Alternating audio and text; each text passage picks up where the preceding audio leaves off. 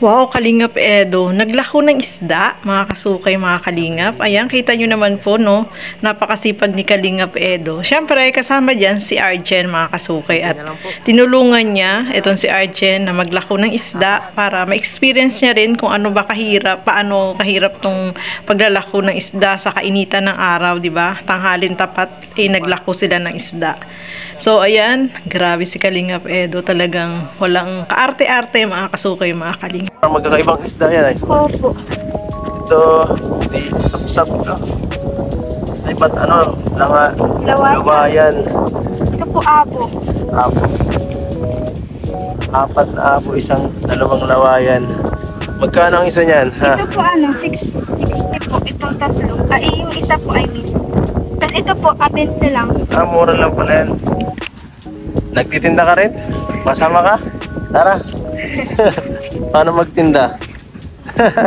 Di ba ikaw yung kasama namin dati nagkukuha tayo ng ano? Nung kamuting kahoy.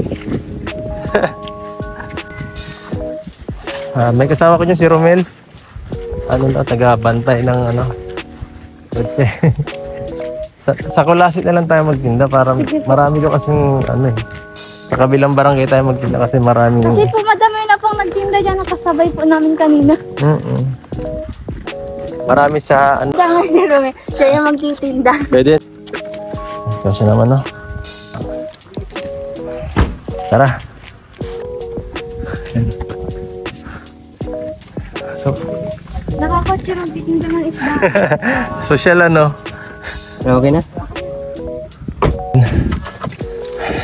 Matinda talaga kasi sila ngayong araw, kaya yan.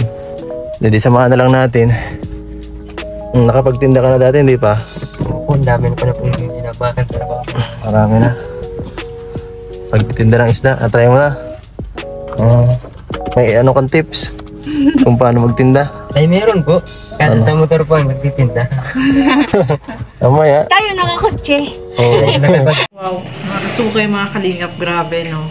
Nakakatuwa, no? Napakasipag nitong si Arjen, mga kasukay, dahil kahit katanghalian tapat is naglako ng isda kasama itong si Kalingap Edo. No? Nakakatuwa, no? Kasi itong maglalako ng isda ay sosyal kasi nakakotse. O, diba? Kung uso yung nakamotor, sila naman nakakotse. O, diba? Nakakatuwa.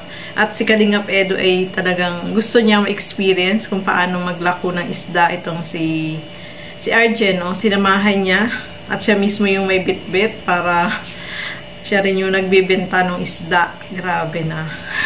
Nakakatuwa, no? Napakasipag nila, no? Itong magkapatid ni Arjen kasi yung nahuhuling isda ng kanilang tatay ay ano po nila, sila ay yung mismo ang naglalako, no? So, yan, mahirap talaga maglako ng isda kasi magbabahay-bahay ka tapos mainit, no? So, mahirap din, no? Maganda sana kung meron ng mismong nag-aangkat sa kanila at sila yung kukuha para hindi na maglalako. Kaso, sila yung naglalako at kailangan talagang ilako para magkaroon sila ng kita, no, mga kasuki. At napakasipag nung tatay ni Arjen, mga kasuki, dahil galing na siya sa dagat pero sumama pa uli dun sa kapatid niya, no, para manghuli uli ng isda. Grabe, napakasipag, no? So, yun ang magandang tulungan. Kaya natutuwa itong si Kalingap Edo dahil napakasipag ng tatay ni Arjen, mga kasuki. At alam naman natin, kahit itong si Arjen, no, is masipag din yan, no. Nag-aaral siya, tapos tumutulong siya sa mga gawain dyan. Yung paglalako ay ginagawa din niya. At isa pa, ano pala siya, no, parang mag-OJT na siya, mga kasuki. At kailangan doon siya sa diet kasi doon ang ano nila, yung parang mag-OJT sila para sa school nila, no. So, napakasipag naman ni Arjen, mga kasuki, at alam natin na yung pangarap niya ay makapagtapos ng pag-aaral at nandiyan naman si Kalingap Edo na sumusuporta sa kanilang nagbibigay ng tulong para sa kanila, no. Especially sa pag-aaral ni Arjen, mga kasuki, ay malaking tulong po yung naibigay ni Kalingap Edo. At syempre, yung mga sponsor na tumutulong dito kay Arjen kasi marami yung nagmamahal sa kanya, mga kasuki, mga Kalingap.